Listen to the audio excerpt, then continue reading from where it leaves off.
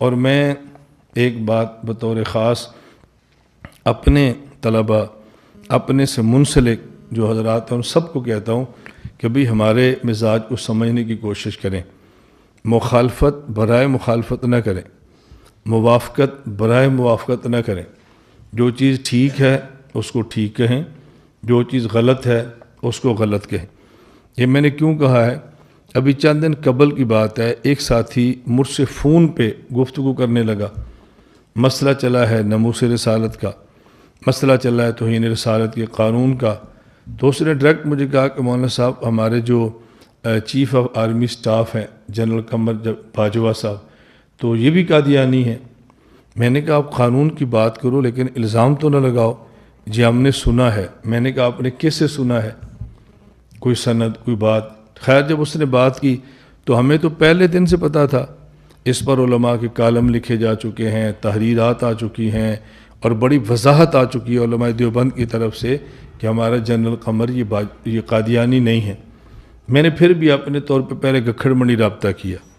امام اہل سنت والجماعت شیخ التفسیر والحدیث حضرت مولانا محمد سرفراز خان صفتر رحمۃ اللہ علیہ کے سب سے چھوٹے بیٹے مولانا عبدالوہاب خان راشد، یہ سب سے چھوٹے جو حضرت کے بیٹے ہیں نا، مولانا راشد منہاج الحق خان راشد، سب سے چھوٹے بیٹے۔ چھوٹے کا مطلب یہ نہیں کہ چھوٹے ہیں، اب تو بہت بڑے ہیں، حضرت کے بیٹوں میں چھوٹے ہیں۔ ہم اکٹھے درجہ حفظ میں پڑھتے رہے۔ میں نے ان سے پوچھا، انہوں نے کہا ہمارے شہر کا ہے، ہم ان کے آباء و اجداد کو جانتے ہیں، پورے خاندان کو جانتے ہیں، ان کا سارا خاندان ہمارے ابا جی سے منسلک ہے، تو یہ تو قادیانی نہیں ہے۔ پھر میں نے عالمی مجلس تحفظ ختم نبوت کے رہنما حضرت مولانا اللہ وسائل صاحب دامت برکاتہم سے رابطہ کیا۔ میں نے کہا مضمون آپ کا ہے، کام اس پہ آپ کرتے ہیں، آپ کی تحقیق کیا ہے؟ انہوں نے کہا ہماری تحقیق بھی ہے کہ یہ مسلمان ہیں اور قادیانی اور مرزائی نہیں ہے۔ میں نے کہا دیکھو جہاں پیدائش ہے وہ بھی کہہ رہے ہیں اور جو جماعت سلمان پہ کام کرتی ہے وہ بھی کہہ رہے ہیں، تو پھر آپ کو کیوں اصرار ہے کہ آپ نے جنگ لڑتے ہو مسلمان کو بھی قادیانی کہنا ہے؟ حضور اکرم صلی اللہ علیہ وسلم کے اس بارے میں بڑی واضح حدیث ہے۔ آپ نے ارشاد فرمایا لا یرمی رجل رجلا بالکفر او الفسوق الا ارتدت علیہ ان لم یکن صاحبہ کذالک۔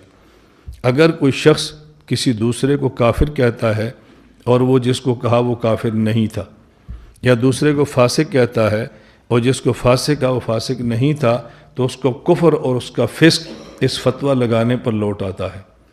یعنی مسلمان کو کافر کہنے سے بندہ خود کفر میں جاتا ہے اور سالک کو فاسق کہنے سے خود فسق میں جاتا ہے۔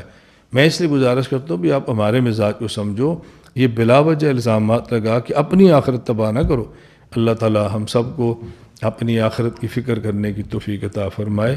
وآخر دعوانا ان الحمد للہ رب العالمین۔